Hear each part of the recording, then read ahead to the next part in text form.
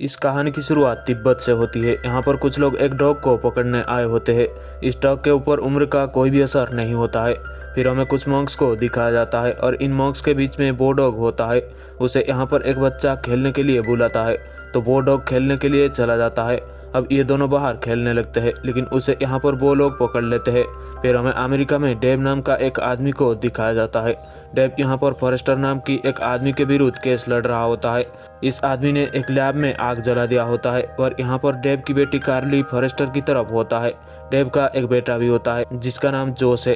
Dave एक अच्छा आदमी होता है, पर वो अपनी काम में हमेशा इतना बिजी रहता है कि वो अपनी फैमिली को थोड़ा टाइम भी नहीं दे पाता है, जिससे उसकी बीवी बच्चे उससे थोड़ा नाराज होते हैं। लेकिन फिर भी ये सब अपनी ज़िंदगी में खुश होते हैं। फिर डेव कोर्ट में जाता है। वो उस लैब की ओनर की तरफ से लड़ रहा होता है और वो आदमी इसीलिए लैब में आग लगवाया होता है क्योंकि उसका दावा होता है कि उस लैब में जानवरों के ऊपर टेस्ट हो रहा है। पर लैब की ओनर इस बात को मानने को तैयार ही नहीं होता है, इसलिए ये केस आज बीच में रुक जाता है और डेव भी इस लैब की ओनर की तरफ होता है। उसे लैब ओनर की बातें सच लगता है। फिर हमें एक बहुत बड़े लैब को दिखाया जाता है। ये उस आदमी का लैब होता है, पर यहाँ पर उसका एक पार्टनर होता है जो इस आदमी का सीनियर भी है। फिर ये दोनों एक जगह पे जाते हैं। यहाँ पे वो डॉग होता है जिसको हमने पहले तिब्बत में देखा था। फिर डॉक्टर कोजक उनकी सीनियर को कहते हैं कि इस डॉग का उम्र 300 साल है, जिसे सुन के उनका सीनियर बहुत हैरान होता है। ये लोग उस डॉग से जीन निकाल के कुछ जानवरों पर टेस्ट किया होता है, पर इसका इन जानवरों के ऊपर बहुत उल्टा सीधा साइड इफेक्ट हुआ होता है। और ये बात सच होता है कि ये लोग जानवरों के ऊपर टेस्ट करते हैं। ये सभी चीज़ें इलीगल होता है और इनमें से कोई भी बात डेव को नहीं पता होता है। अब इस लैब के बाहर बहुत सारे प्रोटेस्टर आ जाते हैं। ये सभी बच्चे होते हैं। ये सब फॉरेस्टर को सपोर्ट करने आए होते हैं क्योंकि इनको भी लगता है कि इस लैब के अंदर जानवरों के ऊपर टेस्ट किया जाता है। यहाँ पर डेव की बेटी भी होती है। डेव उसकी बेटी को डांटता है, जिसे उसकी बेटी गुस्सा होकर यहाँ से चला जाता है। यहाँ पर दो साइंटिस्ट उस कुत्ते से उसका डीएनए निकलते हैं और वो डॉग उस डीएनए को लेके यहाँ से चला जाता है। कार्ली और उसकी एक दोस्त पीछे से उस लैब के अंदर घुसने की कोशिश कर रहे होते हैं, पर इनको यहाँ पर वो डॉग मिल जाता है। ये दोनों उस डॉग को लेके चले जाते हैं, लेकिन इनको इस डॉग की राज नहीं पता होता है। ये इसको एक नॉर्मल डॉग ही समझते हैं और ये लोग इस डॉग को वहाँ से इसीलिए लाए होते हैं क्योंकि ये डॉग इनको प्रूफ लगा होता है, पर इस डॉग में ऐसा कोई निशान नहीं होता है जिसे ये साबित हो सके। यहाँ पर उस लैब की ओनर इनके ऊपर बहुत गुस्सा होता है। वो इन दोनों साइंटिस्ट को उस डॉग को ढूंढने के लिए ऑर्डर देता है। अब हमें डेव की फैमिली को दिखाया जाता है। कार्ली उस कुत्ते को लेकर घर आ गया होता है, लेकिन डेव उस डॉग को देख लेता है, जिसे वो उसे घसीटता हुआ घर के बाहर लेके जाने लगता है। लेकिन इसी बीच सागी डेव को काट देता है, जिसे अब डेव के अंदर सागी का डीएनए मिल जाता है। डेव अब सागी को यहाँ से पेट शॉप पे भेज देता है। फिर थोड़ी देर जाने के बाद उसके पास उसका बीबी जाती है। डेव की बीबी उसे कहती है कि हमारा बेटा जोश मैथ में फेल हुआ है, और डेव को इन बातों से कोई फर्क नहीं पड़ता है, जैसे वो कुछ सुनना ही नहीं चाहता हो। डेव की बीवी उसकी इस हरकत से गुस्सा हो जाता है, लेकिन डेव यहाँ पर उसकी बीवी को किसी तरह से मना लेता है। फिर सुबह जब डेव उठता है तो उसकी हरकतें बदले होते हैं और ये सब सागी की काटने से हुआ होता है। डेव यहाँ पर खाना खाता है तो डॉग की तरह ही खाता है। उसकी हरकतें एक कुत्ते की जैसा ही होता है। फिर वो किसी तरह से अजीब अजीब हरकतें करता हुआ कोर्ट में पहुँचता है, पर वो कोर्ट में भी अजीब हरकत करता है। डेव यहाँ पर दूसरे लॉयर और जज के ऊपर भी एक डॉग के जैसा गुर्राता है, जिसे जज उसके ऊपर गुस्सा हो जाता है। डेव यहाँ पर कुछ समय के लिए ब्रेक लेता है, लेकिन डेव को ये नहीं पता होता है कि यह सब उस डॉग की काटने से हो रहा है। और डेव यहाँ पर उन निशानों को देखता है, जिसे वो यहाँ से सीधे ही एक पेट शॉप पे जाता है। यहाँ पे बहुत सारे डॉग होते हैं और इनके बीच में सागी होता है। डेव यहाँ पर इन जानवरों का भाषा समझ पा रहा होता है। वो जब सागी की आंखों में देखता है तो वो भी एक कुत्ता बन जाता है। फिर यहाँ पर वो डॉग कैचर आ जाता है, लेकिन डेव यहाँ से निकल जाता है। डेव को बाहर सब कुछ अजीब लग रहा होता है, पर उसे ये नहीं पता होता है कि वो एक कुत्ते में बदल चुका है। वो एक जगह पे अपने आप को शीशे में देखता है तो डेव पूरी तरह से हैरान हो जाता है क्योंकि वो अब पूरी तरह से सागी की तरह दिख रहा होता है। अब हमें उस पेट शॉप की ओनर को दिखाया जाता है। उसके पास वो दो साइंटिस्ट पहुंच जाते हैं। ये दोनों सागी को खुद की डॉग कह के ले जाते हैं। अब डेव भी दौड़ता हुआ उसकी घर तक पहुंच जाता है। वो जब बेल बजाता है तो बाहर उसकी बच्चे आते हैं। डेव यहाँ पर उसकी बच्चों को कहने की कोशिश करता है कि वो सागी की काटने से डॉग बन चुका है, पर उसकी बच्चे उसकी भाषा नहीं समझ पाते हैं। उनको बस भौंकने की आवाज़ सुनाई दे रहा होता है। उसका बेटा जोश भी उसे नहीं पहचान पाता है। इन दोनों को डेव सागी लगता है क्योंकि वो हूबहू सागी की तरह ही दिख रहा होता है। ये दोनों साइंटिस्ट भी सागी को लेके आ गए होते हैं, पर अब ये सागी को कैद करके रखा होता है। फिर हमें डेव की घर को दिखाया जाता है। यहाँ पर डेव की परिवार वाले उसका इंतजार कर रहे होते हैं, लेकिन डेव नहीं आ रहा होता है और ना कोई मैसेज और ना कोई फ़ोन कॉल किया होता है। दरअसल डेव इनके पास ही होता है, पर इनको क्या पता कि डेव एक कुत्ता बन चुका है। लेकिन डेव को यहाँ पर एक आइडिया आता है और वो लैपटॉप में टाइप करने लगता है कि वो उनकी पिता है, पर उसके बच्चे लैपटॉप को बंद कर देते हैं क्योंकि इनको लगता है कि सागी कोई मजाक कर रहा है। फिर डेव की पत्नी उसे स्टोर रूम में लेके जाती है और उसे वहाँ पर सोने के लिए जगह देती है क्योंकि उसकी पति डेव डॉग को घर में परमिशन नहीं देंगे। फिर डेव यहाँ पर सो जाता है, लेकिन जब आधी रात को उसकी आंख खुलती है तो वो अपनी असली रूप में आ गया होता है।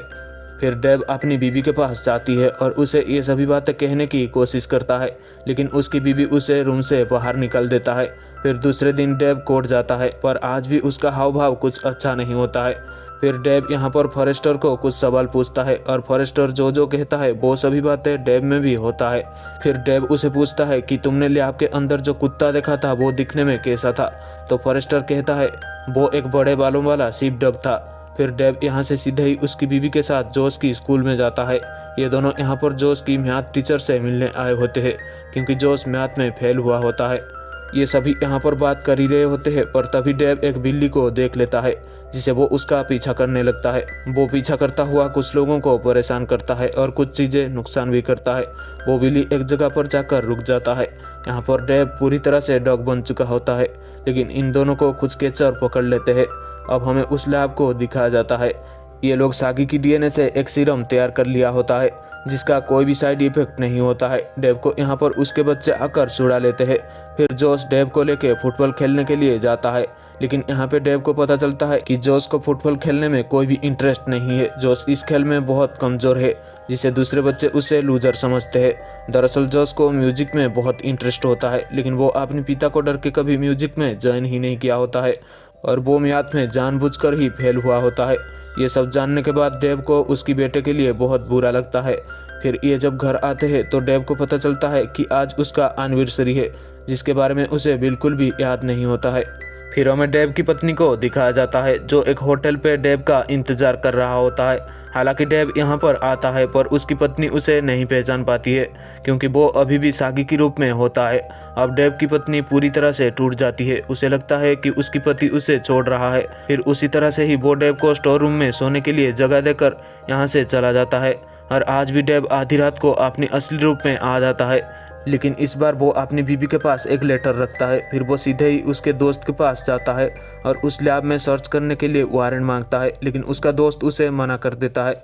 फिर डेव यहाँ से लैब में जाता है क्योंकि अब उसे उस लैब और उस लैब की ओनर के ऊपर शक होता है। वो एक जगह पे लैब के अंदर घुसने की कोशिश करता है, पर वो इसमें नाकाम होता है। फिर वो एक आदमी के पास जाता है और उसे एक लकड़ी देके उसे फेंकने के लिए कहता है। वो आदमी लकड़ी फेंकता है तो डेव उसे पकड़ने के लिए जाता है और वो उसकी डॉग के रूप में परिवर्तन हो जाता है। फिर वो आसानी से उस जगह से लैब के अंदर चला जाता है। यहाँ पर डॉक्टर कोजक उनकी सीनियर को एक इंजेक्शन दे रहे होते हैं। कोजक उसकी सीनियर के अंदर वो दवा इंजेक्ट कर देते हैं जिससे उसका सीनियर पैरालाइज हो जाता है और कोजक यही चाहता था, लेकिन डेव ऊपर से ये सब देख रहा होता है। पर इनको पता चल जाता है कि ऊपर कोई है। हालांकि डेव यहाँ से निकल जाता है, लेकिन ये सीसीटीवी से पता कर लेते हैं कि ये डेव डगलस है। फिर डेव सीधे घर आता है, पर यहाँ पे उसके बच्चे उसे लेकर दुखी होते हैं। लेकिन डेव यहाँ पर दोबारा कोशिश करता है और वो इस बार प्रूव कर देता है कि वो इनका पिता है, जिसको देख के ये दोनों बच्चे बहुत ज़्यादा इमोशनल हो जाते हैं। पर वो दो साइंटिस्ट यहाँ पर डेव को पकड़ लेते हैं। ये दोनों उसे यहाँ से लेके जा रहे होते हैं, लेकिन ये सब कार्ली और जोश देख लेते हैं। ये लोग डेव को लैब में कैद करके रखा होता है। कोजक उसे कहता है कि वो उसे मार देगा, लेकिन वो पहले कोर्ट में जाने लगता है क्योंकि आज उसकी आखिरी सुनवाई होता है। यहाँ पर डेव उसे काट लेता है। फिर डेव सागी से बात करता है। वो उसे पूछता है कि मैं अपनी असली रूप में कैसे आ सकता हूँ, तो सागी उसे कहता है मेडिटेशन के सहारे, जिसे वो यहाँ पर मेडिटेशन करने लगता है और वो धीरे धीरे अपनी असली रूप में आ जाता है। फिर ये सब मिलके किसी तरह से डेव के पास चाबियाँ पहुँचा देते हैं, जिसे वो आज़ाद होकर दूसरे जानवरों को निकालने लगता है और वो सभी जानवरों को निकाल भी देता है, लेकिन वो खुद पकड़ा जाता है। यहाँ पर डेव के बच्चों को सागी मिल जाता है, पर ये उसे इनका डांट समझते हैं। यहाँ पर डेव को ये दो साइंटिस्ट एक इंजेक्शन देने वाले होते हैं और तभी यहाँ पर डेव का दो जानवर साथी आ जाते हैं।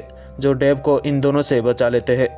ये बच्चे सागी को लेके इनके मॉम के पास आए होते हैं क्योंकि इनको लगता है कि ये इनका डैड है, पर बहुत जल्द इनको पता चल जाता है कि ये सागी है।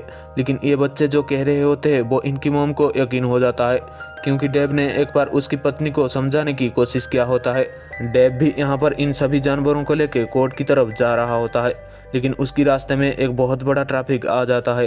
पर डेव यहाँ पर डॉग का रूप धारण करके किसी तरह से कोर्ट तक पहुँच जाता है। यहाँ पर उसकी बीवी बच्चे भी आए होते हैं।